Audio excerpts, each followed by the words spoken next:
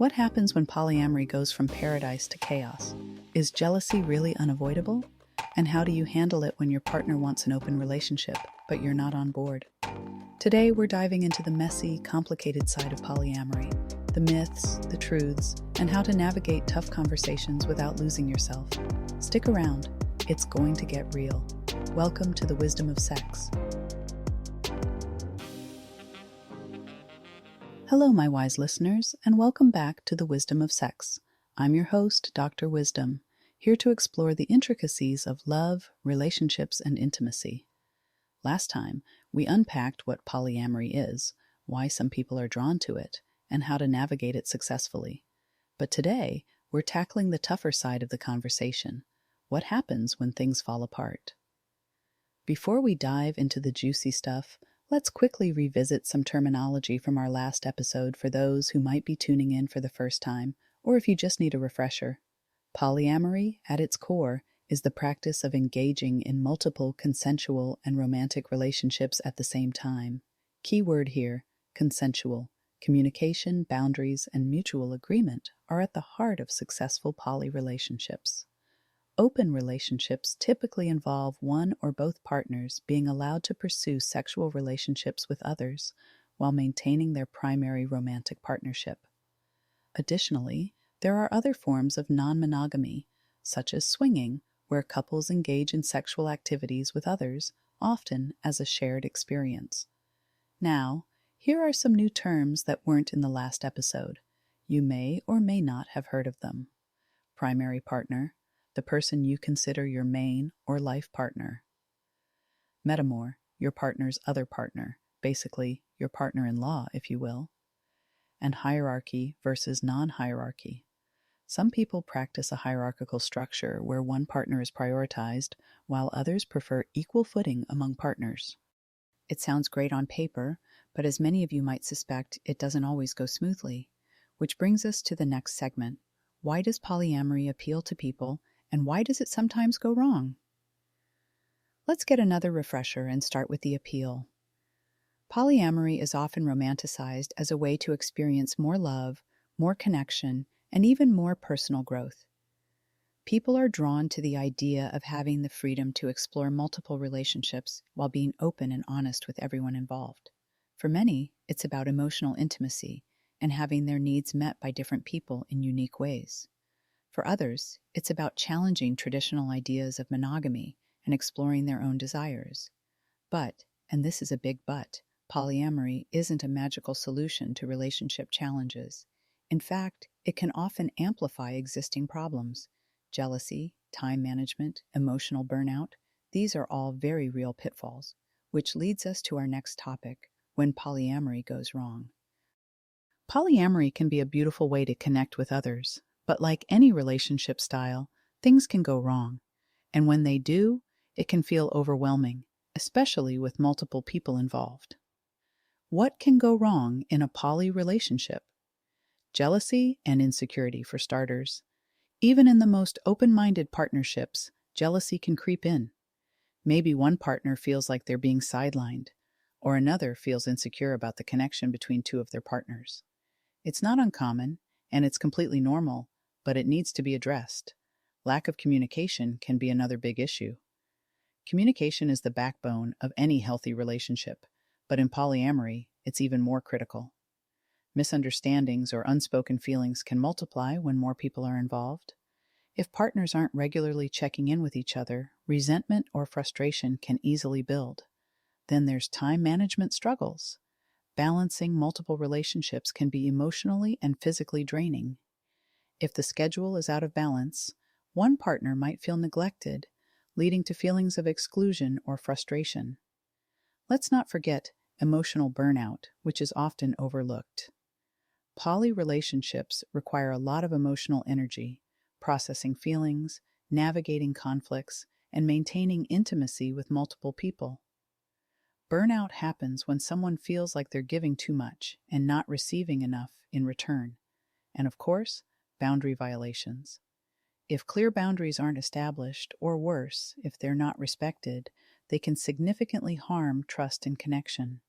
For example, One partner might prioritize a new relationship at the expense of an existing one, violating agreements, and again leading to resentment and anger. Let's take a moment to explore the psychology behind polyamory. Who tends to lean toward poly relationships and why? Are there certain personality traits, past experiences, or cultural influences that make some people more likely to embrace this lifestyle? Let's break it down. First, people drawn to polyamory often share a few key traits. One of the most common is open-mindedness. These individuals are curious, adventurous, and willing to challenge traditional ideas about love and relationships. They're interested in exploring different forms of connection and intimacy, which allows them to find fulfillment across multiple relationships. Another major trait is emotional intelligence. People with strong emotional awareness are better equipped to navigate the complexities of polyamory. They're good at managing their own feelings, understanding their partner's emotions, and communicating openly. This helps them handle the potential challenges, like jealousy or time management, that come with having multiple partners. People who lean toward polyamory often have a low preference for routine. They enjoy variety and novelty and thrive on experiences that keep life dynamic and exciting. Polyamory can offer the diversity and emotional stimulation they crave. Now let's talk about the role of past experiences. Some people turn to polyamory as a way to redefine intimacy after difficult relationships or family dynamics. For example, someone who experienced abandonment may feel safer spreading their emotional connection across multiple partners instead of relying on just one. On the other hand, there are those who grew up in highly restrictive environments around sex or relationships. Polyamory can be a way for them to reclaim their autonomy and explore their desires without shame. That said, it's important to approach polyamory from a place of self-awareness, not as a way to avoid dealing with unresolved trauma or commitment issues. Using polyamory as an escape can lead to complications down the line. We also can't ignore the cultural and societal factors that influence polyamory. In communities that value personal freedom and individuality, polyamory is often seen as a natural extension of those ideals. It's not just about psychology, it's about how our culture shapes our understanding of love and relationships. Okay, let's address a common question. Is polyamory linked to sexual issues? The answer is no. Polyamory isn't about dissatisfaction or dysfunction. For many, it's about separating emotional and physical intimacy, or simply exploring relationships in a way that doesn't fit within monogamy. Many polyamorous people report feeling deeply fulfilled, both emotionally and physically. Understanding the psychology behind polyamory helps us see why it resonates with some people. It's not about being better or worse than monogamy. It's just a different way of approaching love and connection. So while there isn't a one-size-fits-all psychological profile for polyamory, it's clear that personal traits, past experiences, and cultural context all play a role. What's crucial is understanding your own motivations and ensuring that you're pursuing polyamory, or any relationship style, from a place of self-awareness, not avoidance or pressure. So now what do you do when your partner comes to you and says, "Hey, I'm thinking we should try an open relationship," and you're just not feeling it? Well, let's be clear. You are allowed to say no. If your partner wants to explore polyamory and you're not comfortable with it, that's okay. Relationships are about mutual consent, and you shouldn't feel pressured into something that doesn't align with your values or comfort level. Here are a few ways to handle that conversation. Listen first. Understand why your partner is interested in polyamory. Is it about curiosity, unmet needs, personal growth? Ask, when did you start thinking about this? Why is this important for you? Tell me more about what you think an open relationship means. Be honest. Express your feelings without judgment. For example, I hear what you're saying, but I don't think this is something I can do. Set clear boundaries. If you're open to exploring it in the future, say so. If not, be firm about your limits. If your relationship is pretty stable now and you're open to the idea, suggest a time limit.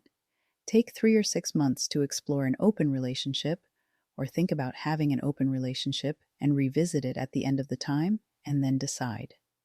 Continue to do check-ins every few months. And if you do decide to have an open relationship, well, There's a lot to go over then. Rules, expectations, check-ins, and lots of communication. At the end of the day, every relationship is different, and what works for some might not work for others. Before we continue, let's talk Valentine's Day. If you're looking for the perfect gift for your partner, I've got something special for you. This year, give the gift of unforgettable memories with our date night cards. 35 scratch-off cards, each featuring a creative and romantic date idea designed to bring couples closer together. And here's the best part. We're offering an exclusive 50% discount just for wise listeners. Use the code 8Q39CSNO at checkout to combine a 40% off coupon with an extra 10% discount code. Trust me, this is one Valentine's Day gift that won't disappoint. Check out the link in the show notes and on my website, drheatherwisdom.com, to grab yours today. Now, back to the show. So what do you do if you're feeling frustrated or neglected, and how can you stop it from spiraling? First and foremost, have regular check-ins. Set aside time for honest, open communication with each partner. Use this time to discuss feelings, concerns, and how things are going. A simple question like, "How are we doing?" can open the door to meaningful conversations. Address jealousy head-on. Don't ignore jealousy. It won't just go away. Instead, get to the root of it. Is someone feeling neglected? Insecure? Jealousy often points to an unmet need, so focus on how that need can be addressed. For example, if someone feels left out, talk about it to see if these feelings are based on facts, so you can decide if you need to carve out dedicated quality time with them, or address irrational thoughts, which happen more than you'd think. Reassess boundaries. When things go wrong, it's often because boundaries haven't been respected or need to be reevaluated. Sit down as a group, or individually, and revisit your agreements. Are they still working for everyone? What needs to change? What is working and what isn't working? And how can everyone support one another? Be transparent about time management. If time is an issue, get practical. Create a schedule or use shared calendars to ensure everyone feels prioritized. It might feel rigid at first, but it can help avoid feelings of neglect. Take breaks if needed. If emotions are running high or a conflict feels unmanageable, take a step back. It's okay to pause and let everyone cool down before continuing the conversation. Sometimes, space can bring clarity, and when taking a break, ensure you are giving a check-in date. Maybe take a week and then check in, or set a 2-week time off and then check in. It's important to stick to this timeline and also make sure you have rules during this break. Is texting okay? Is going on dates with others okay? Depending on your situation, it may be a good idea to ensure everyone understands what taking a break means. No one wants to be Ross and Rachel from Friends confused about what it means to be on a break. Seek outside support.